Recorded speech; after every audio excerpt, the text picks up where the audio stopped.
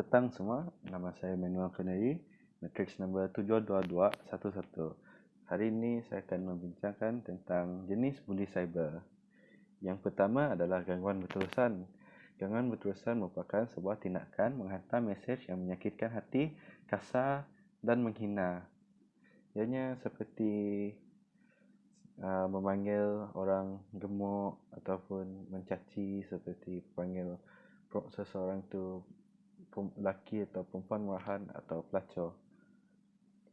Yang kedua adalah penyamaran, pemalsuan akaun media sosial serta kecurian identiti.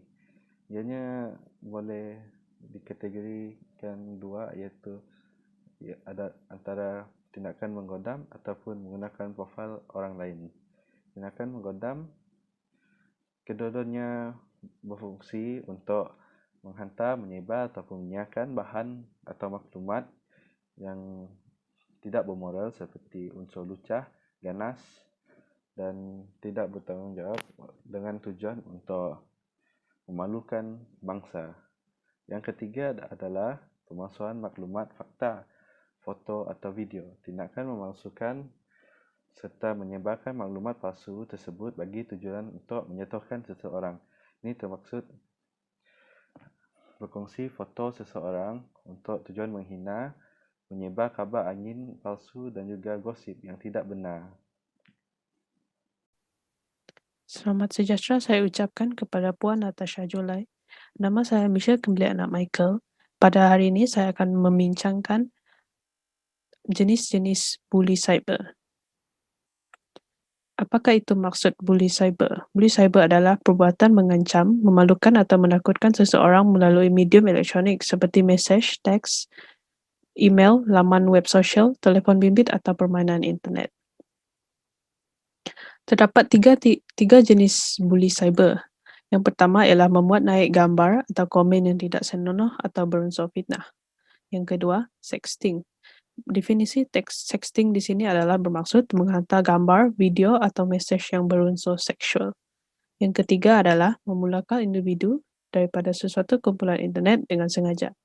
Contohnya, mengejek atau menghina dan melempar kata-kata kasar. Sekian, itu saja dari saya. Terima kasih. Nama saya Cora dengan nomor matriks 72167. Saya akan membincangkan satu faktor kes cyberbully.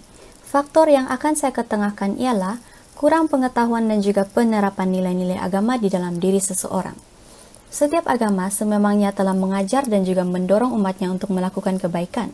Perbuatan cyberbully ini bukanlah satu perbuatan yang benar di sisi mana-mana agama. Hal ini dapat dijelaskan melalui beberapa contoh. Sebagai contoh, pembuli akan mengganggu seseorang itu dengan mengeluarkan kata-kata yang kesat dan lucu, menyebarkan gambar-gambar yang tidak sepatutnya, membuka aib mereka, dan juga menyebarkan fakta-fakta palsu tentang mereka. Perbuatan ini amatlah ditegak oleh agama kerana ia bukanlah satu perbuatan yang bermoral, sekaligus ia juga menyakiti orang lain. Seseorang yang mempunyai penerapan nilai-nilai agama di dalam diri mereka akan menjauhkan diri daripada perbuatan ini. Malah mereka akan merasa kasihan kepada mangsa dan memberikan kata-kata semangat kepada mereka. Faktor yang seterusnya ialah tahap hubungan antara ibu bapa dan anak. Hal ini disebabkan oleh ibu bapa yang sering sibuk bekerja sehingga tidak mempunyai masa untuk mendidik anak. Seperti yang kita tahu, ibu bapa merupakan tulang belakang kepada anak-anak. Oleh sebab itu, bimbingan ibu bapa sangat penting dalam perkembangan sosial dan etika berkomunikasi anak-anak muda agar anak-anak muda pada zaman ini lebih berwaspada supaya tidak terjerumus dalam jenayah buli cyber. Faktor buli cyber yang seterusnya. Sikap negatif manusia. Buli cyber sering dilakukan oleh manusia yang mempunyai tingkah laku negatif. Mereka menyerang hanya sekadar suka-suka. Kebanyakan terdiri daripada golongan remaja. Hal ini kerana remaja mempunyai sikap yang sukar diramal. Mereka belum cukup matang dan luas pengetahuan untuk berfikir tentang akibat jenayah yang mereka lakukan. Mereka lebih berani mendera mangsa di sosial media secara mental dan emosi dengan menggunakan kata-kata negatif, bertujuan untuk menyakiti hati mangsa. Hal ini sering berlaku pada masa kini. Oleh itu, kita hendaklah berfikiran positif dan bertindak mengikut logik akal kerana perbuatan kita mungkin boleh menyinggung atau menyakitkan perasaan seseorang. Antara cara untuk mengatasi buli cyber ialah mengadakan kempen kesedaran terhadap khalayak ramai.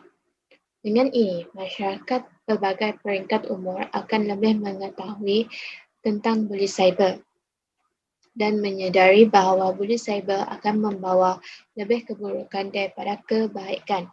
Seterusnya, mereka akan dapat mengenal pasti peringkat umur yang menyumbang terhadap buli cyber. Oleh itu, kita dapat mengurangkan populasi pembuli cyber di negara kita secara tidak langsung akan menjadikan negara aman dan sejahtera. Antara cara untuk mengatasi cyberbully ialah mengkaji dan mewujudkan undang-undang cyber. Pihak kerajaan sepatutnya mengumpulkan pakar-pakar teknologi dalam manifestasikan undang-undang untuk mencegah jenayah cyber. Selain itu, pihak masyarakat seharusnya melakukan laporan kepada pihak berkenaan jika terbabit atau melihat sebarang kegiatan yang meragukan dan terlibat dalam jenayah cyber. Pihak kerajaan seharusnya membina sesawang atau aplikasi teknologi yang selamat untuk digunakan dan bebas dari risiko jenayah cyber. Kesimpulannya, masyarakat akan terhindar daripada salah laku cyber dan bebas daripada jenayah cyber sekaligus menjamin keselamatan dan keamanan negara. Salah satu kesan cyberbully ialah masalah akademik.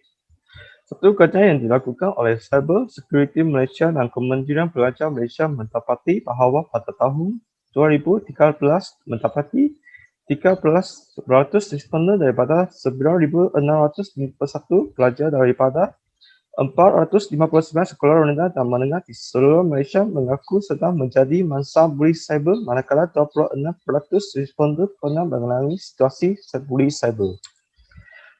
Mangsa buli cyber akan mengalami sindrom seperti enggan hadir ke sekolah, universiti dan untuk mengasingkan diri dari dunia luar dan tidak mahu menjalankan komunikasi dengan orang lain dan kawan di sekolah atau universiti. Hal ini kerana mangsa buli cyber sentiasa memikirkan situasi mereka dibuli dan selalu berada di dalam ketakutan lalu menyebabkan mereka menjadi pasif dan tidak ceria. Akhirnya, jika mereka tidak selalu hadir ke sekolah atau universiti, mereka tidak akan mempelajari ilmu pengetahuan baru dan menyebabkan mereka tidak dapat fokus dalam kuis dan ujian sekolah. Seterusnya, budaya buli cyber boleh menyebabkan mangsa menjadi resah, mengalami kemurungan serta penyakit lain yang berkaitan dengan tekanan. Dalam kes tertentu, buli cyber boleh menyebabkan mangsa membunuh diri.